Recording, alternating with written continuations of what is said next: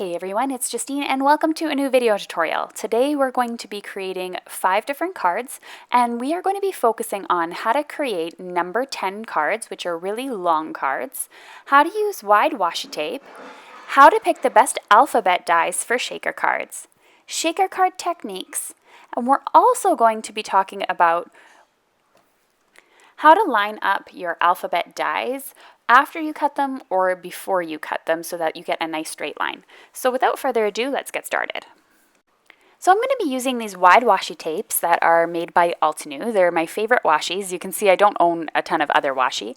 I keep them here in a mini ink tray organizer from Organize More, and that's how I keep them all organized in my drawer. I love wide washi from Altenew. It's really wide, but it's also extremely long, so you get a ton in a roll. So let's dive into actually making a number 10 card. So a number 10 card is going to need a couple of pieces here. So depending if you want to create a card panel like me and make a shaker card, you're going to need a card front. So that is going to be measured at 3 3/4 by 9 inches. And that's going to give you the exact size that you need for the card panel. I'm going to be creating 5 cards today, so I'm cutting out all 5 panels today, but you are going to only see me do it for each sheet of paper just to save some time. Now for the card base itself, you're going to want to use a heavier cardstock, one that's appropriate for a card base, and you're going to cut it at 8 by 9 1/4 inches, and that's going to have the score line at 4 inches down the middle. So I can get 2 card fronts out of a piece of 8.5 by 11 cardstock and 1 card base out of another 8.5 by 11 cardstock. I love number 10 cards because you can fit so much. They're perfect for scenic stamping or really just to make a statement. I've been making tons of these for customized birthday cards lately and I absolutely adore them. I'm going to be using some clear acetate from Fawn. This is a really thick acetate, great quality, and this is going to be used for my shaker window. Now, depending how much area you need covered for your shaker card, that's the size you are going to want to make it. If your area is going to cover pretty much the entire shaker card, you just want to cut it slightly smaller than the card panel, which measured 3 3/4 by 9 inches. So I just took off 1/8 of an inch on either side just to make sure I didn't have to worry about the plastic kind of peeking through the edges. Now some tips on spreading some wide washi. I'm using my glass mat here, the grid on it, whether you're using a cutting mat or whatever. Use that and line up your washi tape with the grid lines on the top and the bottom, not from the side because when you rip it, it's never going to be a straight line. So on the top and the bottom you'll see, and I also lined up my paper with the lines as well to make sure my paper was nice and straight. This way I'm going to ensure that the pattern's going to look exactly as it intended. Now some of them it wouldn't matter if it was crooked, like this one here, but some of them with straight lines, for example, would have to be done appropriately and straight so that they don't look funny. So I'm just going to tear the washi tape when I'm all finished, and when you're finished that, you can either trim them with scissors or you can just tuck the washi tape on the side and trim the corners. The current washi tape that I'm using is the Teal Shadow washi tape, and as I mentioned, I am creating 5 different number 10 cards today, so I've covered all 5 of the panels, which I'm going to show you right now. This is the Misty Meadows washi tape, which has some beautiful gold finishes on it, as well as the glitter Flurries washi tape here also has that gold finish, which I absolutely love. It's super elegant and beautiful. The next one I have is Painted Fantasy washi tape. This looks almost like a watercolor background. So I'm using all of kind of the floral patterns here. And this one here is monochrome because you just have all the different types of blue. Absolutely stunning when they're all done. Now to discuss alphabets a little bit here, this is the Altenew Fine Alphabet. I'm going to show you a couple of options of what you can use. I'm going to show you how they compare size-wise as well. My mat is 1 inch, so if that helps you at all in kind of seeing the size. This one here is the Caps Bold Alpha, and this is also from Altenew. And I love alphabet dies because it allows me to customize cards and also customize sentiments. This one here is the Bold Alphabet, and it has a lowercase font, which I absolutely love. I think this font is so cool. And then I also have this really cool one from the stamp market that is a very tall and skinny die, which I like for fitting longer words. Lastly, I have the Mega Alphabet dies, and these measure 3 inches tall, great for scrapbooking, and I love them for short names on cards. So let's get started on how I'm going to create these shakers. I'm just going to pull out a couple of letters, and as I said, custom cards I love making with these big dies, especially when people have short names. It works really well. I'll also use this Mega Alphabet or the Mega Numbers dies and make a 5x7 card when someone's turning a specific age, like 50, 40, 30, the big milestone birthdays. I like to make 5x7s with the numbers in this size. So I am going to make a birthday card. I'm very late for Jen, and I am going to create this using the J, E, and N in the Mega Alphabets. So I'm just going to secure all of these with some washi tape. I'm just taking a look at where they're lined up on the top and the bottom to make sure that they're nice and straight. So once I'm sure that they're secure, I'm going to run them through my Gemini Junior die cutting machine, and they are going to all cut out really well. Now this is a really long process, so meaning that it kind of takes up my entire board here for the Gemini Junior. So you may have a little resistance when you insert it because the dies are literally right there at the mouthpiece of the cutting plates, but overall I just kind of switch sides when that happens and it's usually fine. So now when it's all finished, I'll have all the letters cut out of my window. But before I go on to the next step, I did want to just show you a couple of strategies on how to line them up. I love to use my glass mat here with the grid on it, and I'll line them up using one of the white bold lines, and I'll grab a piece of purple tape, and I'll actually just pick up all of them. And I always, if I need to use a letter twice, try and have something at the end so I know for spacing how it's going to end up being centered. So for example, I needed a double N and I spaced it out so I knew where it needed to be, and I added the E at the end so that I'm able to see where on the card I'm going to end up sticking it down. Just another quick reminder, if you are doing this technique, to save all the pieces so you can save both the letters for another project, but make sure you keep the negative spaces of the letters. So this is kind of how I went ahead and I added that N in there. I just kind of lifted up the tape so it would all still be stuck where it should be. It made it really easier for me to line up that N when I did it that way. Another strategy for lining up letter dies is to actually use some washi tape or purple tape, and so you can see there I'm just lining them up with the bottom of the tape and sticking them on there.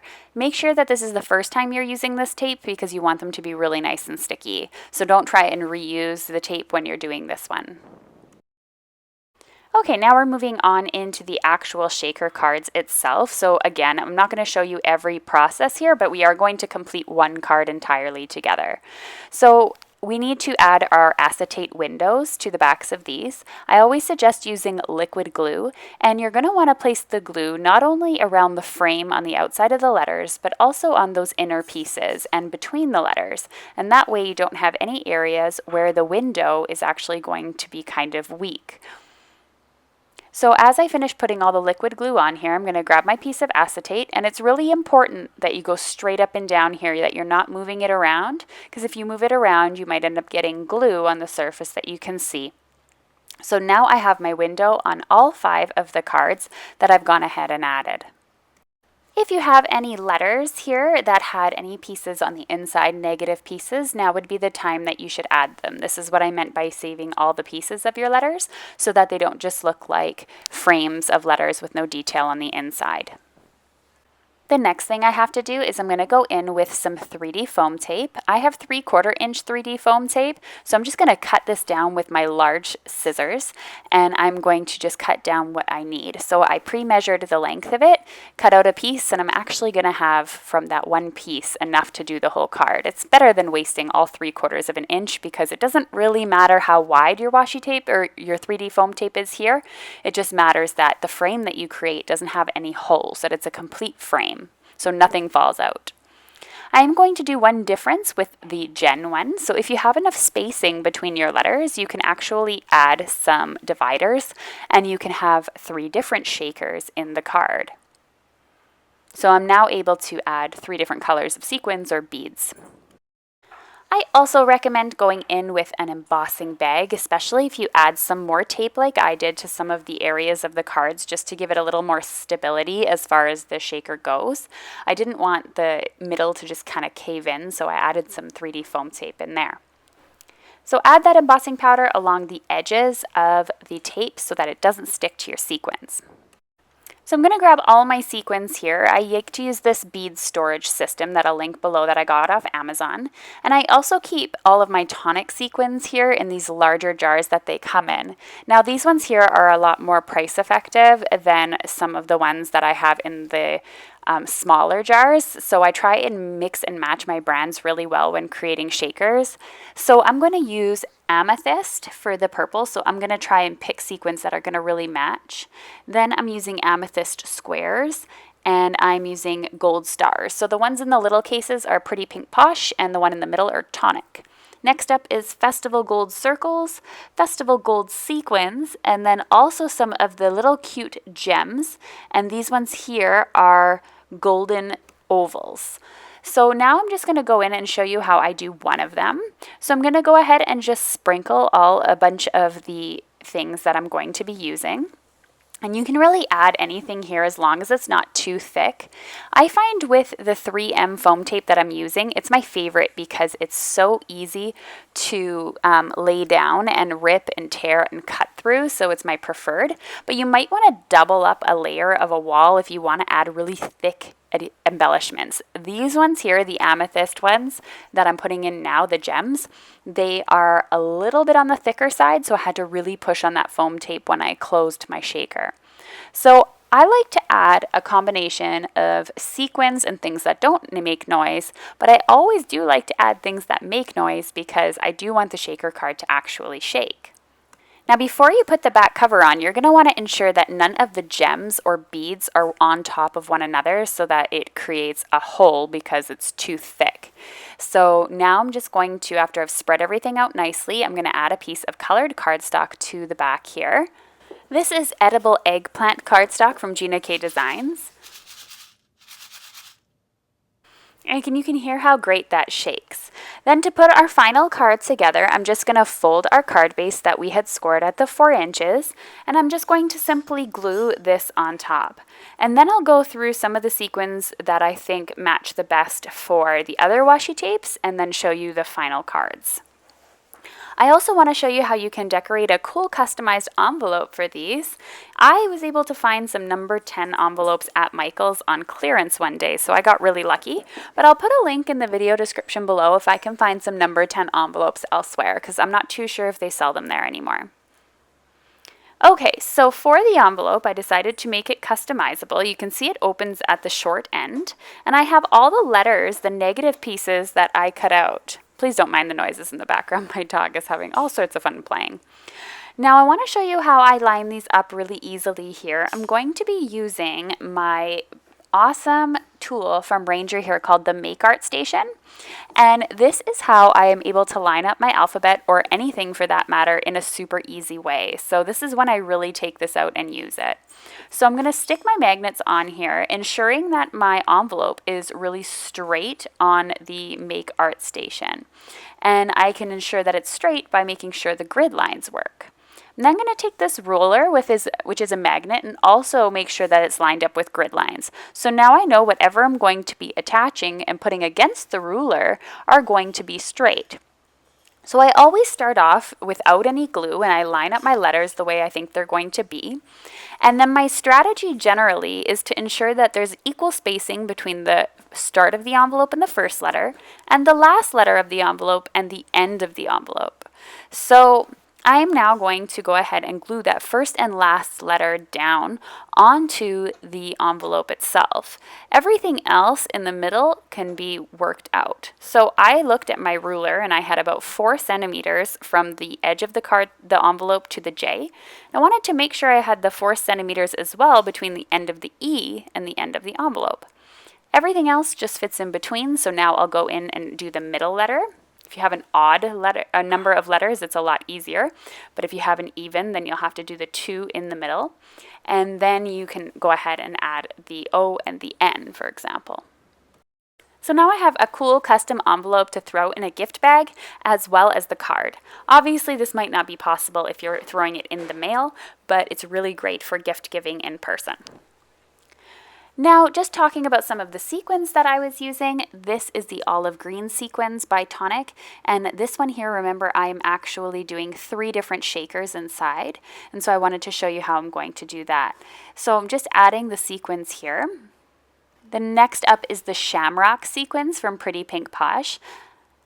And then as well, we have the next one from Pretty Pink Posh, which is Spring Green Jewels. Again, a good combination of both sequins and jewels. I'm also going to add a little bit of gold in each one of them just to kind of fill them up a little bit more and give them another color contrast. So just pulling off all of the 3D foam tape now, it's all ready for the background. And the background that I chose for this one is Gina K Designs Jelly Bean Green. I thought it went really well as the really light color green cardstock. Then for the last cards here, I also used Shamrock, the Pretty Pink Posh Jewels, and then I used rose petal beads, so that not jewels, but they're actually little seed beads. And then I used Pretty Pink Posh Watermelon Jewels as well, and that one made a really gorgeous card, and I love how much is in there. This one here does not shake.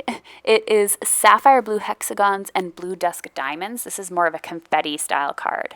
So now a quick final look. This is the Teal Shadow Washi Tape with the Stamp Market Skinny Alpha Upper Dies, which is super cute. That says Happy Birthday. I love the teal and the gold together. I think it looks stunning. Then we have the next one here, which is the Painted Fantasy Washi Tape with the Altenew Bold Alphabet Die. I love when they're all sitting at the bottom there. I think it looks super cool. Then next up we have the Monochrome Washi Tape with the Tonic Confetti in it using the Mega Alphabet die in the very chic HBD Happy Birthday. And then going on we have the Misty Meadow Washi Tape with 3 different color sequins also using the Mega Alphabet die. And lastly, the Glitter Flurries Washi from Altenew and the Caps Bold Alphabet die set from Altenew. Just a quick word too, if you don't have these wide washi tapes, you can do the same thing, of course, with patterned paper or stamp your own backgrounds. So thank you so much for watching today's tutorial. I hope you're inspired to give your washi tape a try or to create some custom shaker cards or custom cards in general for birthdays. Thanks so much for watching. Bye for now. Before you leave, you're welcome here to subscribe to my YouTube channel, or you're welcome to click the video that's next. It's also about the Altenew Wide Washi.